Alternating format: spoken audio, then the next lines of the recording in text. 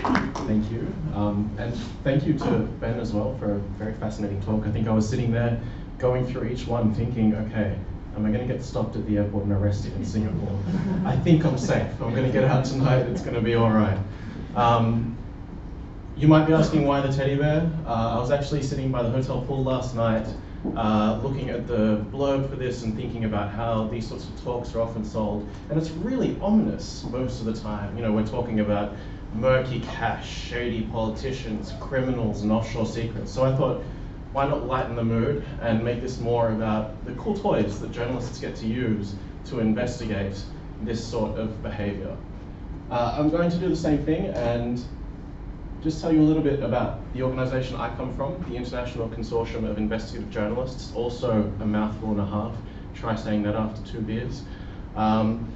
We are a non-profit news organization. We're part of the Center for Public Integrity, which is an American investigative outfit, also non-profit.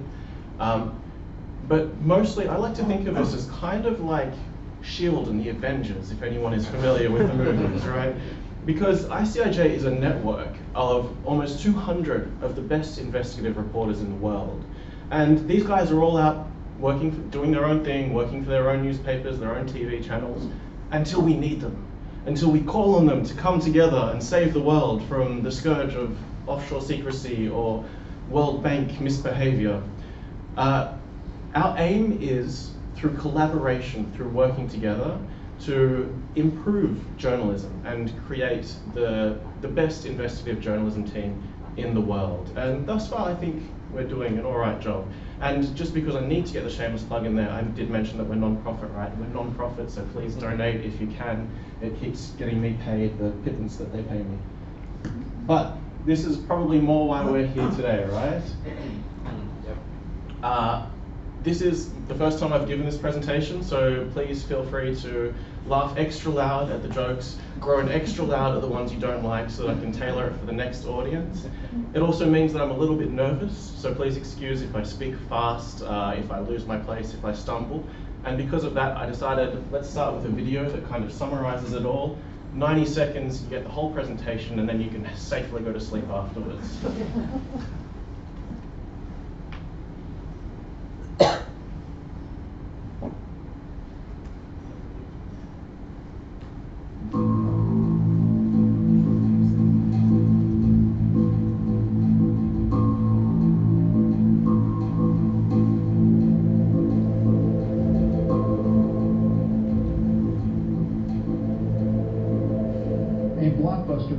Panama Papers. The documents were leaked to the German newspaper Süddeutsche Zeitung. It turned out of a banking bombshell causing shockwaves around the world. Edward Snowden calling it the biggest leak in the history of data journalism.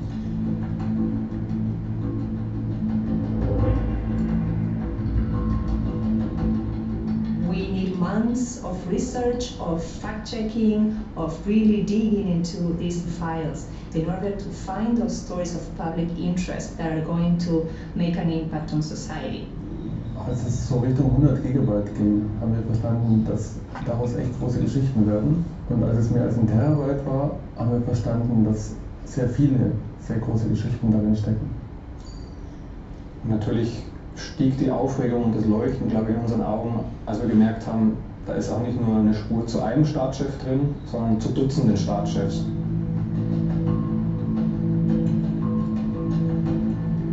We're working with more than 100 media organizations in more than 70 countries. They're still publishing stories, and then of course it's up to the authorities to decide what to do. Our job as journalists at that point is done. We have revealed what we've seen.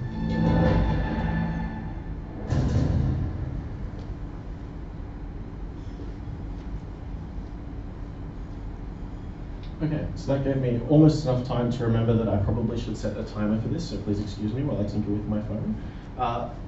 The Panama Papers was the biggest investigation we've ever done. It came with a lot of unique challenges as well.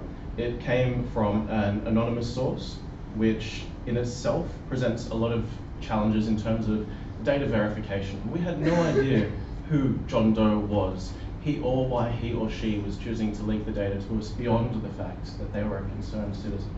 So we had a lot of work ahead of us to check the data. The data was also coming in constantly. It didn't come in one batch. So it meant that we were constantly having to revise our methods for dealing with data, and as it grew in size, we had to be able to scale our methods as well. One of the other big challenges was the very nature of what we were investigating. Offshore secrecy is deliberately secret. These are people who do not want their information found, who go to great lengths to keep their account details secret, which as an investigative journalist is wonderful when you finally get to see behind the curtain, but it also makes it notoriously difficult for us to do the follow-up work that we need to do in order to be fair and accurate in our reporting, to find the people that we're talking about, to follow all of the paths, to look at the networks and the big patterns. Let me just reset this, and then I'll be good to go. Okay, now I know how long to talk for. So ICIJ did what ICIJ does best. We started taking a look at the data. It was more than anything we'd ever seen. So does everyone remember the WikiLeaks cables of 2010? This was more than 1,000 times bigger than that. It was at least 10 times bigger than anything ICIJ had seen before. So we were very quickly looking at a big data problem, but boy was that data good. It was fantastic. The 11.5 million files included a lot of the usual suspects. There were criminals, there were Ponzi schemers, there were the celebrities looking to hide their billions and the soccer superstars as well.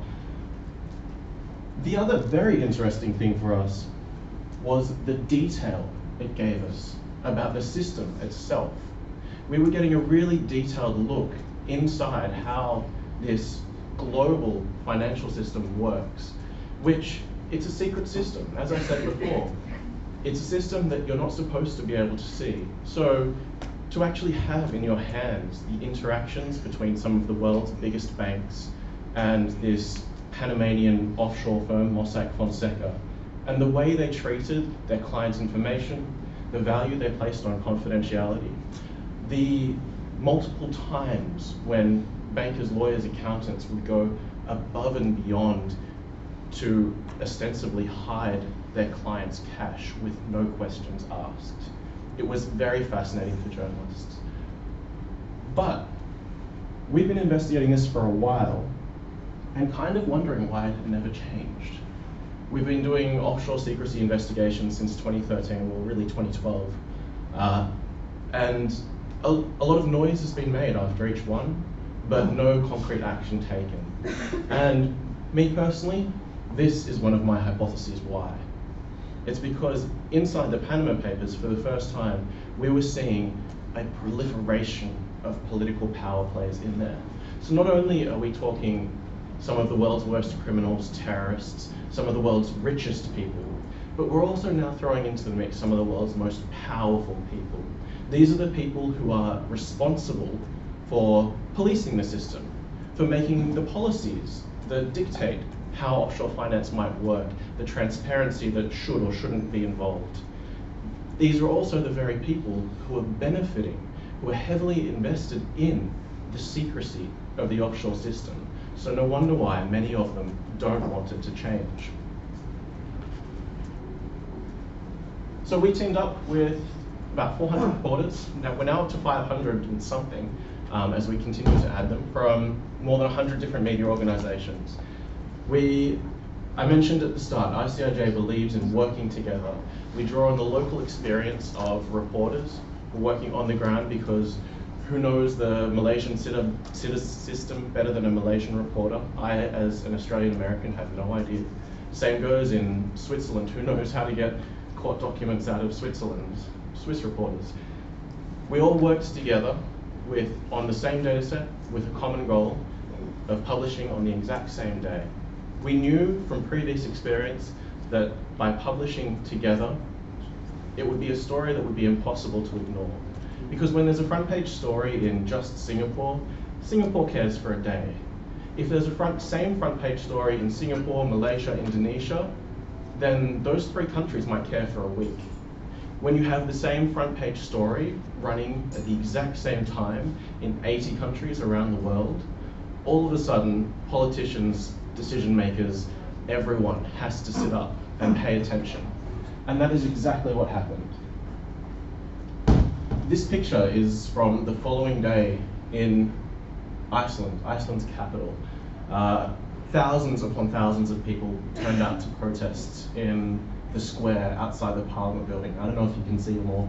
What you can't see in that picture is the yogurt that they were hurling. Apparently it's a very Icelandic thing. Hurling yogurt at the Parliament building in protest, because it turned out that in the Panama Papers, their Prime Minister had links to an offshore company that hadn't been declared. This is a country where their banking collapse in 2008, 2009 brought the country to the brink of ruin. This is a Prime Minister who was elected on policies surrounding this banking collapse. Yet he hadn't told the people who elected him that he and his wife had interests in offshore companies. Ultimately, he was forced to resign a few days later.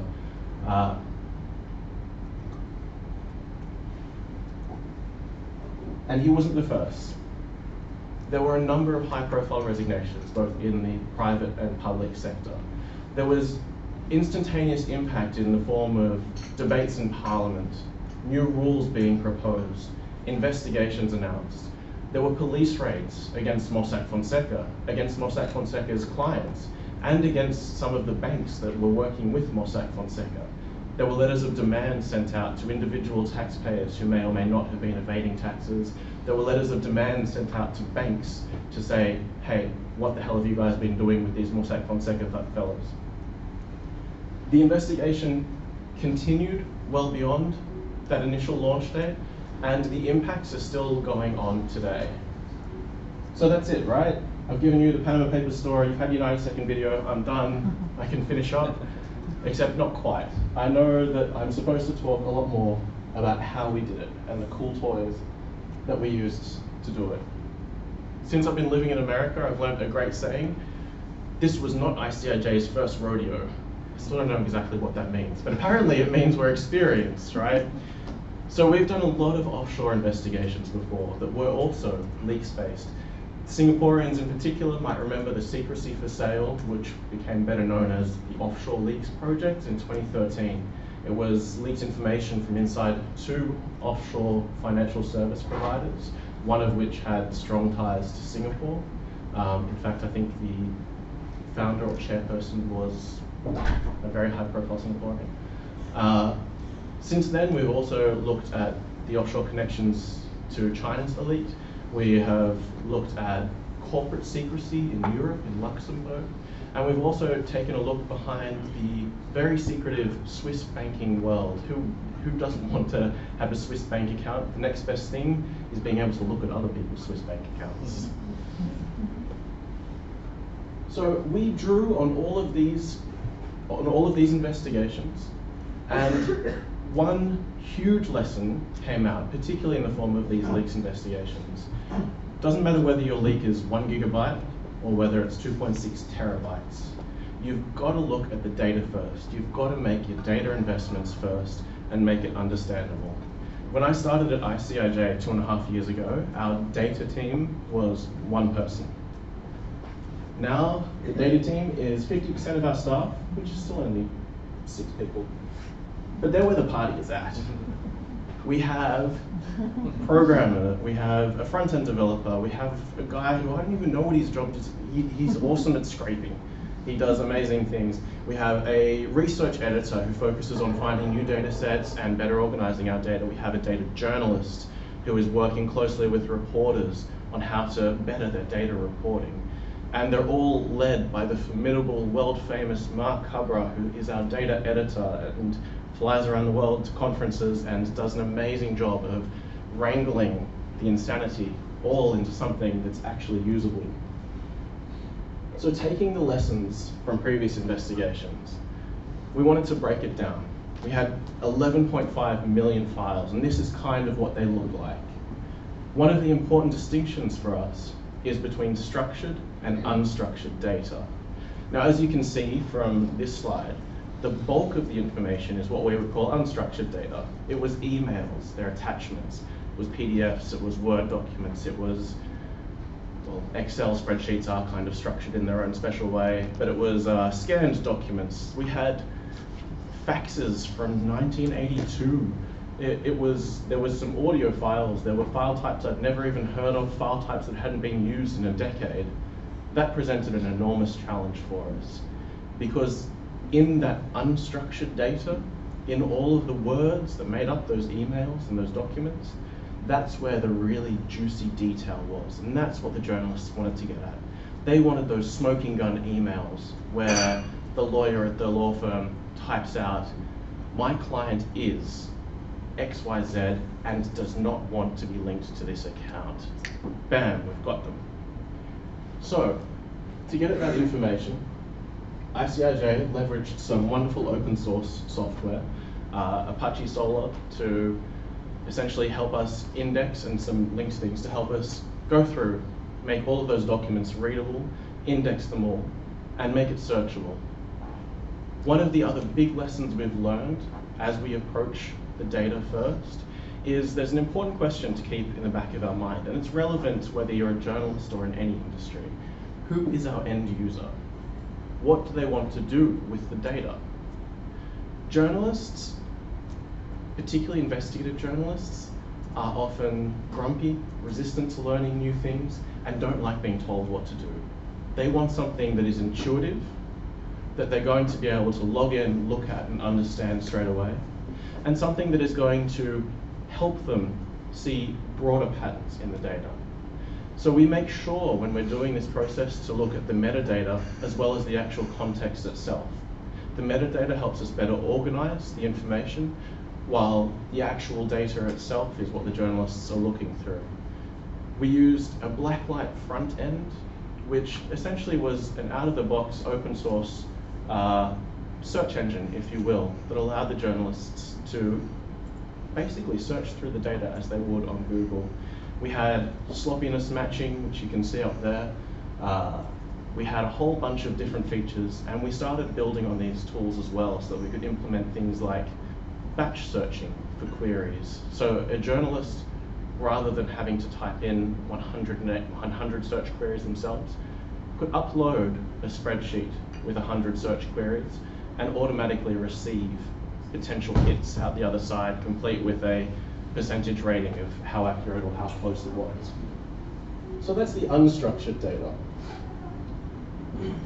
The structured data, this is where Neo4j comes in, and one of the other really cool tools that we've been playing with in Linkuri. The structured data, rather than giving you the smoking guns, as a journalist, the structured data is giving you the networks. It's giving you the systems and the patterns. It's helping you understand how all of the different pieces fit together. We've had experience in the past with structured data. Whenever you see a spreadsheet, that's kind of structured data. And back in 2013, when we were doing the Offshore Links project, for journalists investigating something, it often meant going into one spreadsheet, finding the information that they were looking for, finding the unique identifier, and coming out of it, going into another spreadsheet, finding the unique identifier, seeing the information cross-referenced. The notepads were getting filled up by the dozen at that stage. Obviously for people who are familiar with relational databases, they could type queries that would join the databases, that would search across databases. For someone like me, who doesn't code, there was no chance I was going to be doing that. So ICIJ did a lot of heavy lifting for the journalists, and it took a very, very long time. We even realized, a little bit too late in the piece, the power of presenting information in a graph format instead. Now it kind of looks like a graph, but the big secret is that's just more SQL. It's more relational databases that we kind of put a visual front end on to make it look like a graph. And the big problem was with this, we did this after we published the information. We never provided the information in this format to journalists because we didn't realize the value until after we published it and started getting tips in from the public. So learning those lessons of 2013, we went searching for an answer. And despite the fact that Neo4j was kind enough to bring me here, I've got to confess we actually found Linkurious first, and they led us to Neo4j.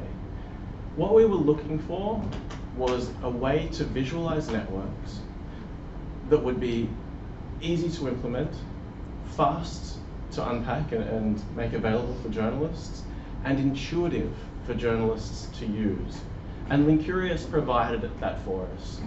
Driven by Neo4j database, it is very quick, it is very intuitive, and it visualizes networks in a way that is understandable. I've also got to give a shout out to Talend, I never know how to pronounce it because our programmer loves it so much and he insists I put it in every presentation. That's how we get our information from one format into another so that we can then ingest it into Linkurious and Neo4j. And this is what comes out the other side. For a journalist, this is not threatening. This is nowhere near as threatening as looking at multiple spreadsheets and having the headache of having to cross-reference your own searches. In fact, you can double-click on a node and it will automatically expand and show you the closest nodes. You can type in a new search query in the search bar, same as you would in Google, and it will bring up suggested results. You can even, if you want to get advanced about it, find the shortest path between two nodes, which, when you're investigating the links between two individuals, can be very, very compelling. I've been talking a lot about how we have to cater for journalists at ICIJ. I am a journalist. I don't code. I don't develop. I am generally the one whose job it is to take what the developers do and break it as quickly as I can so that we can make it better, make it more user-friendly. A big part of our initial investigation, once we've taken the data and set it up for journalists to use, is to then train the journalists in how to use it, improve their searching, improve their tech skills. So we did this via in-person meetings. This one was held in Munich. I had to check for a second there. We also held a meeting in Washington, DC, another one in Johannesburg, bringing together dozens of journalists from different regions to learn these tools. In doing so, we have kind of accidentally trained 400 journalists in how to use graph databases who might not otherwise have been using them.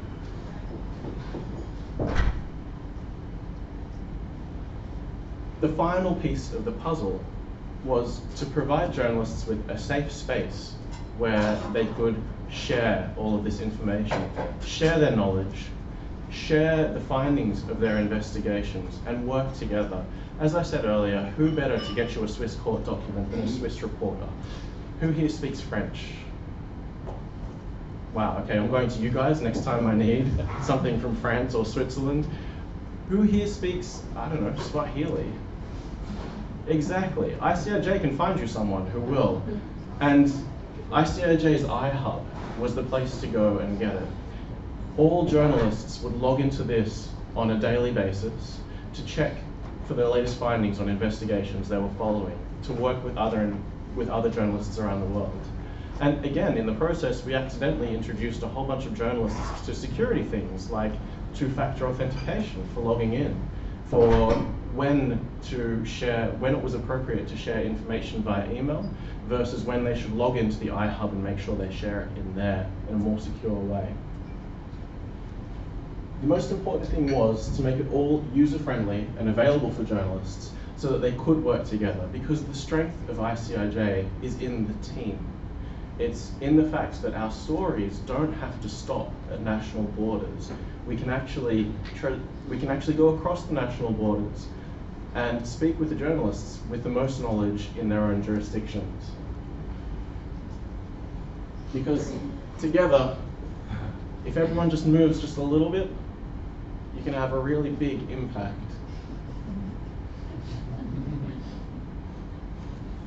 So, not quite finished talking yet. Let's see how I'm going for time though. Going much faster than I thought. I must be very nervous. So it all brings us to our next investigation, which was published just last week. Everyone knows the Beach Boys, right? Sometimes I feel like in our work we're traversing all of these wonderful places, and there are places now that I am afraid to go that I would have loved to have gone before. Bahamas leaks. Bahamas leaks was significantly smaller than the Panama Papers.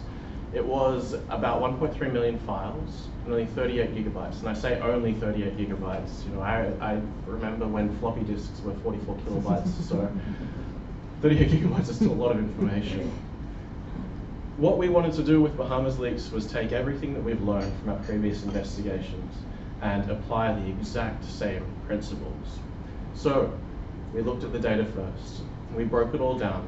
We made it all searchable. We provided it to journalists in ways that they could understand it, search through it, and begin visualizing the patterns and the networks in between. This information wasn't actually all that sexy. We're not talking about damning emails and smoking guns, or secret documents, or the passports of a terrorist financier. This was basic corporate registry information. It was companies, their addresses, their directors or shareholders, really boring stuff, right? So why was it a story?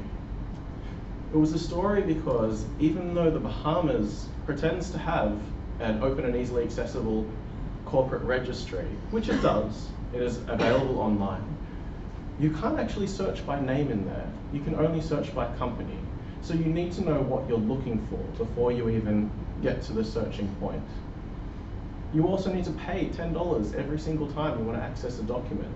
Now, I don't know how much you'll get paid, but as a journalist, we don't get paid enough to have to fork out $10 every time we want to go on a fishing expedition for new information. So by taking all of this information that was leaked to us, we were able to rearrange it and make it searchable so that journalists could go through and search by name, so that they didn't have to pay $10 every single time they needed to access a document. And sure enough, they found some stories. The big stories were probably the political links. There was a former EU commissioner who ironically was the Commissioner for Competition, which basically her job was to ensure taxation fairness across the European Union. She had links to a Bahamas account that she'd never declared. There was also the British Home Secretary, who, when Panama Papers were published and David Cameron came under heavy fire for his father's offshore links, the Home Secretary was one of his loudest defenders. Strangely enough, she also had links to offshore companies herself. There were, of course, impacts. There have been investigations announced, there have been questions asked, and ICIJ has published the information. This is something that we try to do with each and every investigation. We want to make as much information publicly available as possible. We believe in transparency, but we also believe in ethical publishing, ethical journalism. So our Offshore Leaks database, which began in 2013 with the original Offshore Leaks files, it doesn't include the emails or the files. It includes the basic corporate information that would ordinarily be available in a corporate registry in a transparent jurisdiction. But because a lot of the jurisdictions we're talking about here don't have transparency, don't have openness, you can't find this information anywhere else. With the addition of the Bahamas Leaks information, we're now up to 500,000 entities, which is a lot. It makes this one of the biggest resources for investigating offshore finance in the world. At the exact same time, we're being very careful, trying not to invade into people's private lives. So in transparent jurisdictions, for basic corporate information, you would expect to be able to see where a company is based and who has interests in that company. And that's all we're trying to show here. We get asked a lot whether or not we're going to release the 11.5 million files that make up the Panama Papers. For us, it is a big question of public interest. For most of you in this room, ordinary private citizens, I don't know, do we have any celebrities here? Any political power players? Any police waiting to arrest me? No. Most of us are private citizens whose personal details have no place on the internet, as Ben would probably have mentioned in his talk earlier. There is a delicate balance between what's in the public interest and what's not. An email between two lawyers about a client's offshore account when that client has no public interest whatsoever. If it was this young gentleman sitting in the front row here, I have no right to publish that information. If, however, this young gentleman happens to be the son of the president, then maybe that's a different story, particularly if I know the money is coming from the president or maybe closely linked to it. When you've got 11.5 million files, there is no way you can go through and make that decision with each individual file. So we chose not to publish all of those files because we didn't want to be publishing people's personal details. Instead, we go for the structured stuff. And Graph makes it really easy. Graph, as I said before, is faster and more intuitive than relational databases. It also makes it easy for us to add information to the databases. Adding the Bahamas leaks information was as simple as using the import CSV function into our Neo4j file. I'm assured from people who know much more than me that it was a very quick and easy process, and it was easy to repeat as well because you never import once. You always have to import, look at what happens, and maybe try again. We're now up to 1 million nodes and 4.5 million relationships between the nodes. So those are the connecting lines that tell you whether this person is a shareholder of that company or registered at that address or is a director over here. For us as journalists, that's 4.5 million potential points of investigation. Now, I'm told on good authority by Brandon over here that this is small fry for relational databases. But for journalists and now for the public, it is actually a huge resource. Because we've published this information for everyone to use, it's not just us who have 4.5 million potential nodes to investigate. If you're at all curious about the candidates at an upcoming election and whether or not they have vested interests outside your country, you can go and have a look here and see. This is not comprehensive. It is information from only a handful of places, but it does give you a much broader idea of the system. We made it available to download in Neo4j, and you might be wondering why I put a picture of Emma Watson up there. It's mostly because who doesn't want a picture of Emma Watson towards the end of their presentation? But also it's because we missed her in the Panama Papers. She was there, we completely overlooked it, and it was only when we published the database that some enterprising young Googler, no doubt, ended up finding Emma Watson and generating a whole new spray of front page news in the UK. Publishing the database has allowed us to crowdsource information, to keep people interested, and even to, in some cases, empower people to access more information. We know that there are authorities in a number of countries that are using this data to help them investigate potential tax evasion. And we've also been inundated with thousands of tips from the public that range from people with a grudge against their next door neighbor because they got too much money and they just got a new car and they want to know why, through to genuine, hey, you guys haven't looked enough in this country, you should look at X, Y, Z. And sometimes that turns into a full investigation in itself. We're still adding more partners, more journalistic partners every day from regions that we haven't covered. But in the meantime, we're also trying to get as many tips as we can from the public, and also to encourage people to share with us information that they may have, particularly if it's information that we may be able to directly cross-reference with the data that we have. So this was significantly faster, so I hope you've all got some good questions, because it's kind of the end. Except it's not, because like I said, we're like the Avengers. I'm not, I'm like the nerdy guy in the corner who was like on the computer and got half a second frame in the movie. But the people I work with, they're going to come together again for another investigation. And as our data grows, so too does our investigative power. We have more and more information to cross-reference with, which is going to make our future investigations better, much more rich in detail. And we saw it already with the Bahamas Leaks project, which referenced heavily the Panama Papers project. I encourage you all to get involved somehow. Journalism, like the teddy bear at the start, does not have to be scary. It doesn't have to be all criminals and dirty politicians. Average citizens can also get involved. You can, pull your wallets out and support us, sure. You can also, if you see information and you answer all the correct questions as Ben posed before, maybe you can leak it to us. Particularly if your information is of international value. ICIJ would love to hear from you. If you yourself work in data technology in some sort of industry that you think we might be able to benefit from, journalists are all about hacking apart tools that were built for other purposes and repurposing them for journalism. Funny story actually about our global iHub, which was, I showed you earlier, the place where journalists came together to collaborate. Actually seemed to start out as dating software.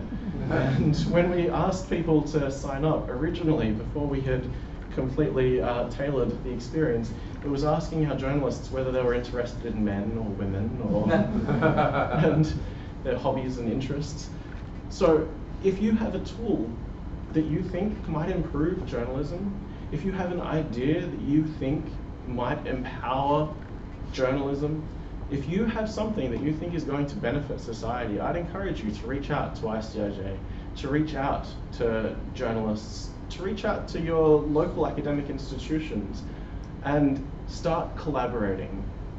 Because ultimately, the power of ICIJ is in the way we all come together to work together, the different skills that we bring to the table, the different knowledge and experience we all have. When you combine it all, we really are kind of like journalism superheroes, whereas standing alone, you're just me up here awkwardly with a microphone. Thank you very much for listening to me today, and please hit me up with some questions because I went way too quickly through all of that.